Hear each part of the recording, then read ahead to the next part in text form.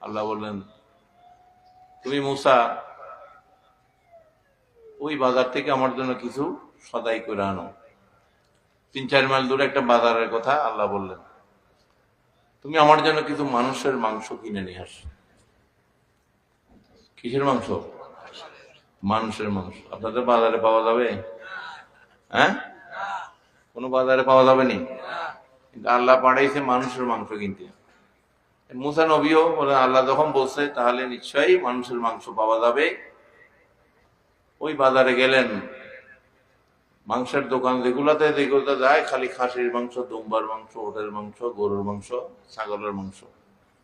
সবাই হাসে মানুষের মাংসের কথা শুনে। সবাই তো মুসা নবীকে চিনত যে আল্লাহ রসুল আপনি এগুলো কি বলেন, কি মানুষের মাংস? আমরা কি মানুষের মাংস বেশি নাকি? যাই হোক, উনি বিফল মনোরথ হয়ে যখন পাইলেন না, আল্লাহর কাছে কি নিয়ে যাবেন? আল্লাহ চাইলেও ওনার থেকে এই মানুষের মাংস উনি নিতে পারতেছেন না।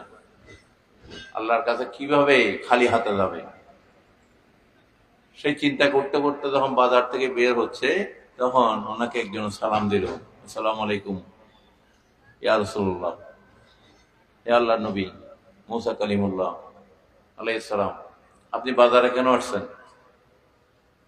উনি উত্তর দিলেন সালামের, ওই রুটির মুসাফির, রুটি খাইছে মুসাফির, রুটির ডাক দিছে, ওই মুসাফিরেই ওনাকে সালাম দিছে।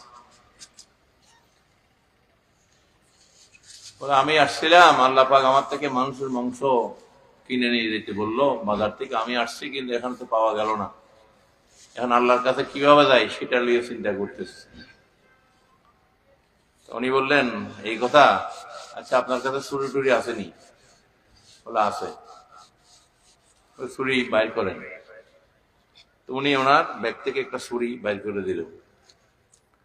বাইর করার পর উনি মুহূর্তের মধ্যে ওনার রান থেকে এক টুকরা মাংস কেটে নিল। রক্তে পুরো জায়গা ভিজে যাচ্ছে, কাপড়, মাংস কাটার পরে যে রক্ত ফিনকি দিয়ে সারা শরীর দিয়ে রক্ত বের হচ্ছে।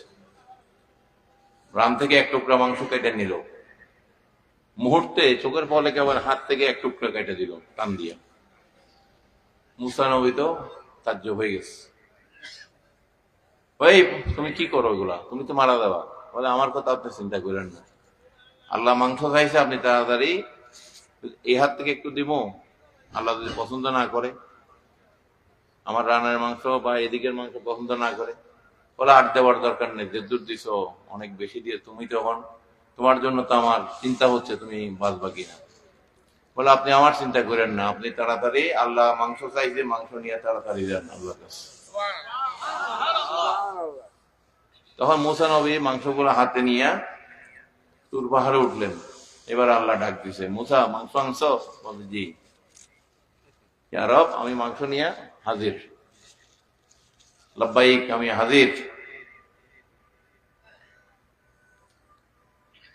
বলে, এবার তুমি বলো মুসা, তোমার মাংস কিনতে পাঠাইছি, তুমি কোন জায়গায় মাংস পাওনি। আমার সেই মাহবুব বান্দা যে আমার ইশ মহাব্বতে নিজেকে ফানা করে আমি চেয়েছি, সেই জন্য সে নিজের গায়ের মাংস গাইটা তোমার হাতে দিয়েছে। মুসা, তুমি আবার বলো, তোমার সেই বান্দার তো সন্তান ছিল না, কিন্তু এই বান্দা যদি তার জন্য একটা সন্তান চায়, যে নিজের মাংস গাইটা আমি আল্লাহর জন্য দিতে পারে, আমি তার দোয়া কেমনে কবুল করব না? তার দোয়া কেন এমনি কবুল করব না? তাকে সন্তান কিভাবে দেব না আমি? এই জন্য দিয়েছি, কারণ মাল্লাহুল মাওলা ফালাহুল কুল, যারা আল্লাহর হয়ে যায় কুল কায়নাত তাদের হয়ে যায়। সুবহানাল্লাহ।